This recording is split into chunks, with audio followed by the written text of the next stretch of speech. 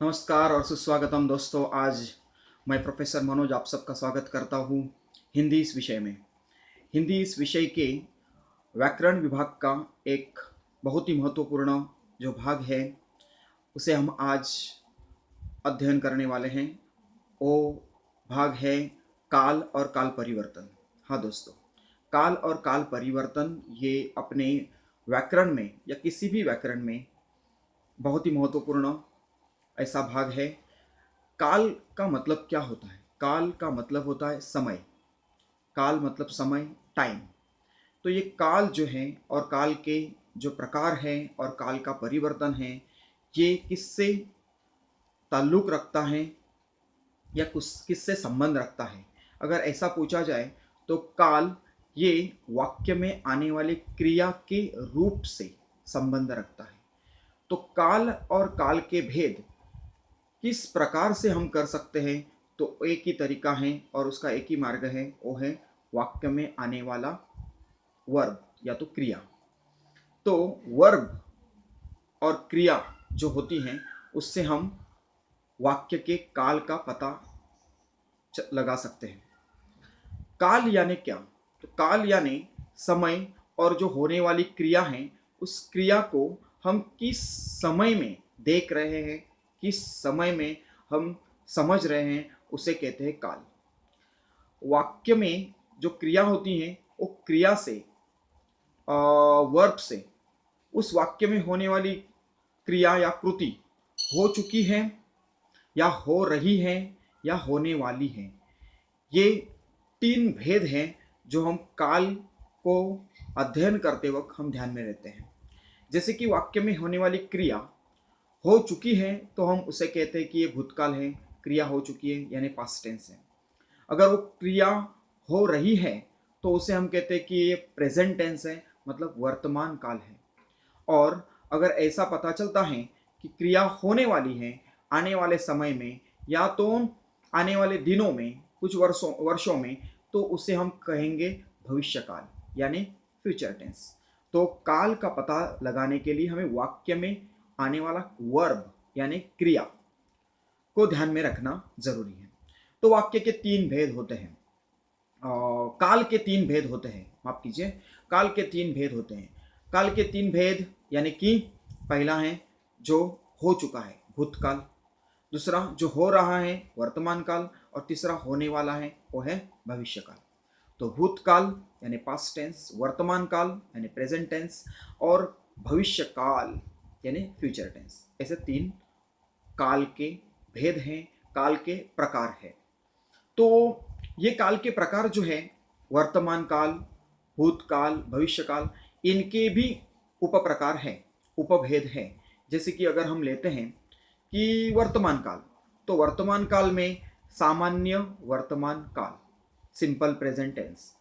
Then अपूर्ण वर्तमान काल यानी कंटिन्यूअस प्रेजेंट टेंस। और पूर्ण वर्तमान काल यानी कि परफेक्ट प्रेजेंट टेंस। उसी तरह पास्ट टेंस के भी तीन भेद हैं, तीन उपप्रकार हैं। जो कि पास्ट टेंस यानी कि भूतकाल, तो सामान्य भूतकाल यानी सिंपल पास्ट टेंस। दूसरा है अपूर्ण भूतकाल यानी कि कंटिन्यूअस पास्ट टेंस। और तीसरा है परफेक्ट पास्ट टेंस यानी कि पूर्ण भूतकाल। ऐसे तीन वर्तमान काल के उपप्रकार या तो उपभेद बोल सकते हैं, और वर्तमान काल के साथ साथ भूतकाल के भी तीन उपप्रकार या उपभेद हम कह सकते हैं। लेकिन भविष्य काल के लिए सिर्फ एक ही भेद है, वो है या तो एक ही प्रकार है, वो है सामान्य भविष्य काल। तो देखते हैं दोस्तों, इन सभी प्रकारों के साथ उनकी परिभाषा है और उनके उदाहरण। तो सबसे पहले हम लेते हैं वर्तमान काल। चलो, वर्तमान काल का मतलब होता है वर्तमान यानी कि प्रेजेंट, अभी, आज, या तो राइट नाउ जिसे हम कह सकते हैं। वर्तमान का मतलब होता है करंट सिचुएशन, प्रेजेंट सिनारियो, ऐसे भी बोल सकते हैं। वर्तमान का मतलब होता है सद्य स्थिति, बोल सकते हैं हम। वर्तमान मतलब जब अब की स्थिति। तो वर्तमान काल यानी कि प्रेजेंट टेंस। तो दोस्तों, वर्तमान काल का मतलब अगर हम वर्तमान काल के कुछ उदाहरण लें तो इस तरह से हम ले सकते हैं कि मैं रोज पढ़ता हूँ, शाम को मैं खेलने जाता हूँ, बच्चों को कसरत करना चाहिए। तो ये सब जो वाक्य हैं वो प्रेजेंट टेंस यानी कि वर्तमान काल की है। तो वर्तमान काल से क्या पता चलता है? जो क्रिया वर्तमान समय में होना सूचित करती है या सूचित होती है वो वर्तमान काल है। वाक्य की जिस क्रिया से उस वाक्य में होने वाली क्रिया, कृति, एक्शन अभी इस समय में, वर्तमान समय में हो रही है तो उसे हम क्या कहेंगे? वर्तमान काल कहेंगे। अभी ये वर्तमान काल के जो तीन भेद हैं उस भेद को हम देखते हैं। जैसे कि पहला जो है वो है सामान्य वर्तमान काल यानी कि सिंपल प्रेजेंट टेंस। तो देखिए, सिंपल प्रेजेंट टेंस का मतलब क्या होता है? सुख दुख तो सदा ही लगा रहता है, बड़े लोगों की बात ही बड़ी होती है, पर्यटक खुद खींचे चले आते हैं, यहाँ सुबह सुबह बड़ी मात्रा में मछलियाँ पकड़ी जाती हैं।